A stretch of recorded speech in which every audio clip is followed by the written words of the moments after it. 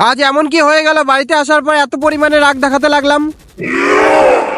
তো আজ দুপুরে বাবুকে স্কুল থেকে বাড়ি নিয়ে যাওয়ার পর দেখি বাড়ির সামনে নারায়ণ এসে আছি। নারায়ণ এসে বললো 1 ঘন্টার কাজ হচ্ছে, চল যাই এসে পড়বো। তাই আমি তার সাথে বেরিয়ে বললাম। কিছুটা দূর যেতে না যেতে লক্ষ্য করি হাতের মধ্যে তো বাইকের চাবিটা এখনো আছে। তাই আমি দৌড়িয়ে যাই সেখানে রেখে দিলাম। রেখেই দেরি না করে দৌড়ে দৌড়ে চলে গেলাম নারায়ণের কাছে। তার কাছে এসে দেরি না করে তাড়াতাড়ি বেরিয়ে পড়ি দোকানটির দিকে। দোকানটির মধ্যে যেতেই তো আমাদের 1 ঘন্টা লেগে পড়ে। সেখানে পৌঁছে নারায়ণ জিনিসগুলো কিনতে চলে যায়, কিন্তু আমি বাইরে একা একা বসে থাকি। কিছুক্ষণের মধ্যে সে জিনিস কিনে বাইরে এসে পড়ে। তারপর বাড়ি যাবো কি আমাকে নিয়ে যায় আরেকটি দোকানের দিকে। আসলে আমাকে নিয়ে আসার কারণ হলো হাতে যে জিনিসটা দেখছো এটি ধরার জন্য আমাকে নিয়ে আসা। দোকানটির মধ্যে পৌঁছে দেরি না করে তাড়াতাড়ি বক্সগুলো কিনতে লেগে পড়লো। দেখো আমি বলছিলাম না আমাকে নিয়ে আসার কারণ কি, এর জন্য তো আমি 50 টাকা চার্জ করবোই। আসলে আমি রেগে যাচ্ছি কেন, পাশে থাকা যে গ্রাউন্ডটি আছে এই গ্রাউন্ডের মধ্যে প্র্যাকটিস করতে আসবো, অনেকদিন ধরে আসা হয় না। সে আমাকে বাড়ি ছাড়বে কি আমাকে নিয়ে যায় তার কাজের সাইডে।